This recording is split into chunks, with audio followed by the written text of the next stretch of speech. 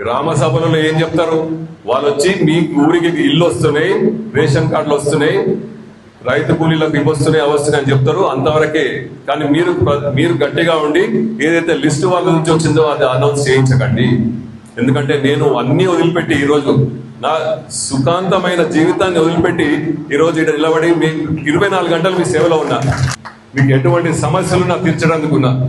రేపు పొద్దున రేషన్ కార్డులైనా సరే, ఇండ్లైనా సరే, ఆ గ్రామ కార్యకర్తలు, ఆ గ్రామ పెద్దలు కలిసి కూర్చొని డిసైడ్ చేసిన వాళ్ళకే లిస్ట్ ఇప్పిస్తాం. లేకపోతే ఒక్కరు కూడా రేషన్ కార్డు రాదు, ఒక్కరు కూడా ఇండ్లు రావు. మనం చెప్పే వరకు నేను చెప్పిన కలెక్టర్ గారు కూడా ఆదేశాలు ఇవ్వడం జరిగింది. మన మంత్రి ఇన్ఛార్జ్ మంత్రి దామోదర్ రాజనరసింహ గారు చెప్పిండ్రు, ఎమ్మెల్యే దగ్గరకు పోతుంది లిస్టు, ఎమ్మెల్యే వాళ్ళ టిక్కు పెట్టిన తర్వాతనే ఆ ఒక లిస్టు రిలీజ్ అవుతుందని చెప్పడం జరిగింది. నేను డిపిఓ చెప్పిన, అడిషనల్ కలెక్టర్ చెప్పిన, ఇన్ఛార్జ్ కలెక్టర్ గారు చెప్పిన, ఇటువంటి లిస్టులో మీరు బయట పెట్టి రిలీజ్ చేయకండి, రిలీజ్ చేస్తే బాగుండదని హెచ్చరించడం జరిగింది. కాబట్టి నేను 24 గంటలు మన కార్యకర్తలు, మన పబ్లిక్ అని ఆలోచిస్తున్నా.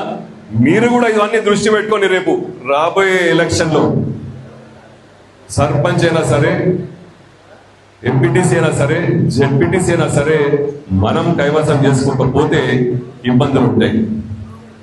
మొన్నటిదాకా మీరు నా కోసం కష్టపడ్డారు, మొన్న సంవత్సరం కింద ఎలక్షన్లో. ఇప్పుడు మీకోసం మీరు కష్టపడాలి, దాంట్లో నేను పాటుపడాలి, తోడ్పడాలని మొదటిసారి కోరుకుంటూ, తప్పకుండా గ్రామం ఆ రోజు మనం ఎట్లా తిరిగినామో లోకల్ బాడీ ఎలక్షన్ లో కూడా అలాగే జరుగుతాం. రేవంత్ రెడ్డి గారు ఏం చెప్పిండ్రు, మా నాయకులకు సూచించారు, వాళ్ళు కార్యకర్తలు ఇట్లా కష్టపడ్డారో రేపు వాళ్ళ కోసం ప్రతి ఒక్క నాయకుడు కష్టపడాలని చెప్పడం జరిగింది. అదే విధంగా మేము కష్టపడతామని మీ అందరికీ సమాధానం చెప్తున్నా. మీరు ఎటువంటి అపోహలు పెట్టుకోకండి. మీరు ఈ మధ్య టీఆర్ఎస్ తక్కువైంది, మనది ఎక్కువైంది అని చాలా మంది అంటున్నారు స్టేజ్ మీద. ఎవరు వచ్చినా మనోళ్ళ గురించే కంప్లైంట్, సార్ వాడు అట్లా చేసిండే, వీడు ఇట్లా చేసి. అది కొంచెం తగ్గించుకోండి, గ్రూపులు కాకండి. గ్రూపులను ఏం లేదు, అందరం ఒకటే సింబల్ మీద ఉన్నాం. ఏం సింబల్? ఆకలేదు కానీ గట్టే చెప్పండి. చేయి గుర్తు మీద ఉన్నాం మనం అందరం.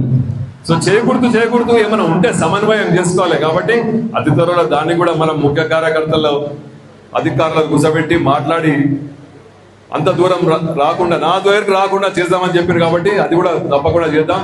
నేను ఇక్కడున్నా, హైదరాబాద్ ఉన్నా, ఎక్కడున్నా కూడా మన నియోజకవర్గం గురించి ఆలోచిస్తున్నాం. కాబట్టి మీరు అందరూ కూడా రేపు రాబోయే ఎలక్షన్లో